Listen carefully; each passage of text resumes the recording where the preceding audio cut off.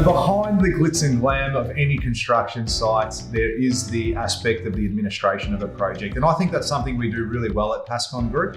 And it's one of our core strengths to delivering a project. So the first stage is obviously the tender stage, when we do get the documentation in and we look through the project to provide an accurate tender. Now what that entails is us going out to all our trades, all our suppliers, and making sure that they are accurately pricing the job in accordance with the documentation and specification, and then also doing our own takeoff as well on materials to make sure we're accurate. But this is probably one of the most fundamental and important aspects of any project, because it A, gives the client an accurate tender, and B, it makes me understand the job, but also knowing that I can deliver the project for the price I've said. We also have our contract administrators that administer the project throughout construction, which involves them going to subcontractors, suppliers, getting 2-3 quotes from each trade from trusted and recommended suppliers and contractors, and then getting competitive pricing and then letting that project or letting that aspect of the works to them as well. The other thing we do before turning soil on site, we'll get our site teams together. Now, they also have their strengths and valuable knowledge. We get them in and we sit down and go, okay, how are we going to build this thing? Do we need full-time supervision? Do we need a site office? Is there an efficient way to change the structure so that we can build it quicker and at a better price for our client? So there is a ton of work that actually happens behind the scenes before we start on site. And I think to properly execute and deliver a project is it's imperative that you plan properly at the very beginning. So I think, again, that's something that we do really well and has serviced us really well for this particular project, because it's given our client that flexibility to really personalize their home and make sure that they're getting everything that they envision. So with all the challenges that we actually face on any given project and any construction project, one that I never thought I would come across is everything that's happening in the world with COVID.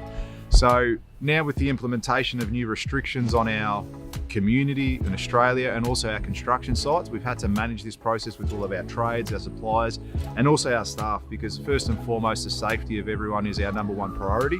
And we want to make sure that everyone does feel safe when coming and working at site. So, now we've had to incorporate signs like this on all of our projects. We're maintaining social distance, keeping good hygiene practices, and then also monitoring people in the event that they are sick and not working on site, which could then effectively almost shut down the whole site and even an organisation as well. So it's an amazing challenge and amazing times that we're living in, and it's one that we just have to sort of work through and minimize any disruption to construction and also delay costs as well. So the beauty about this project and also our other project also is the relationship that we have with our clients, so they understand everything that we're battling and what we're going through.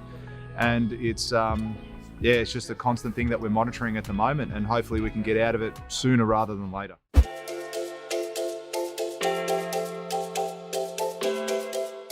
So once we finish our lock-up works, which includes the roof, external cladding and bricks on the ground floor, we then move our trades inside the dwelling so they can commence with their rough-in work. Now the rough-in work is effectively, guys, all the services trades running their wires, pipes to certain locations as per the drawings. On this particular job, we've got the electrician, obviously, plumber, air conditioning contractor, and something a little bit different is the ducted vacuum system, hydronic heating, and then also home automation, which we'll go through a little bit with Tony from Spark Up Electric soon. Really important stage of the build. We want to make sure that we get everything in the right place before we put plaster on. So right now we're actually probably a week away from looking at putting insulation in the walls and then plastering. So we'll go through, do all our checks, make sure all the lights are in the right spot, all the switches, all the plumbing points before we plaster, to eliminate any reworks down the track. So I've got Tony here from Spark Up Electrics, who's our electrician on this particular job. The electrical component of this project is quite complicated and significant to the project. It's very specific to what the client wants. He has particular needs, and we really wanted to bring someone on board that knew exactly what they were doing and could deliver exactly what our client wants. So Tony, can you tell us a little bit about the home automation system that we're incorporating on this job and how it's different from, say, your standard 240 volt house? And when I say 240 volt, I pretty much mean you go to a light, switch it on and off, and that's pretty basic. So how's that different from a standard 240 volt home? Basically, we're using a system called, obviously, Clips will Save Us Home Automation. You've got many benefits. It's efficient. Lighting, you can control basically any lighting load, and the client might want to change it up a little bit. So basically, we wire every single lighting load back to the switchboard location. Yeah. With a standard 240 volt dwelling. You need to run obviously all the lighting daisy chaining, and you don't have many benefits for that. If a client wants an extra light or a light to be programmed in a different way, we can do so with the C-Bus home automation. Yeah. There is an extent, there's more planning involved obviously with C-Bus home automation, and obviously there's more cabling involved on the dwelling. So with this home automation and with smart devices, can you actually control your dwelling and your home with your smart device? So be it a tablet or even your phone if you're away off site somewhere? Correct. So on this luxury home, we've got 3 points where we've got iPad launch boards. Yep. So the client can control air conditioning, the multi-room audio. In this case, we're using Yamaha MusicCast multi-room audio system. Where the client has specified certain rooms he could play music. Yep. CCTV can be also viewed through that iPad launch board. He can control his C-Bus home automation. Yep.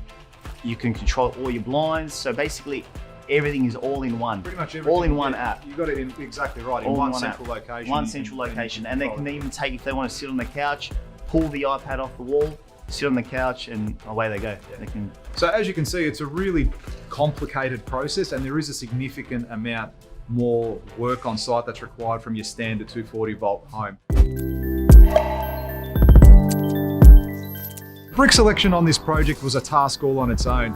We probably took about 6 months with our client, going to different suppliers, checking out different samples, and finally coming to the brick you see behind me, which is an Austral brick, the La Paloma range, which is imported from Spain. It's a colour through brick, and our clients also decided to go with a black mortar. Well, the interior designers actually decided to go with the black mortar, which it's actually going to look fantastic when it's finished. I've got Anthony from AE Neville Bricklaying behind me doing his thing, and he's one of the best in the biz. So he's working hard, and we're really happy with the result, and it's going to look fantastic when it's done. Above the bricks as well, we've also got a render band, which we'll be doing at a later date. But at this stage, we're just working through all the bricks on the ground floor and finishing that up pretty soon. On any build, the ultimate goal is to bring your client's vision to life.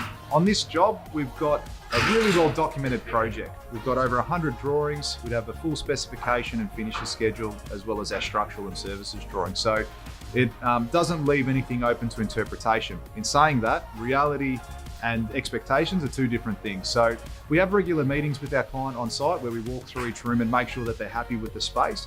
And what's happened, as you probably remember in episode 1, they doubled the size of their basement. There has been instances where we've walked on site and they've changed different elements of that particular room. That's stuff like windows, joinery changes, hydronic heating locations, all this sort of stuff. As a builder, you really need to be able to facilitate this with your client. At the end of the day, this is their home. They're moving into it. It's their dream home. It's their forever home.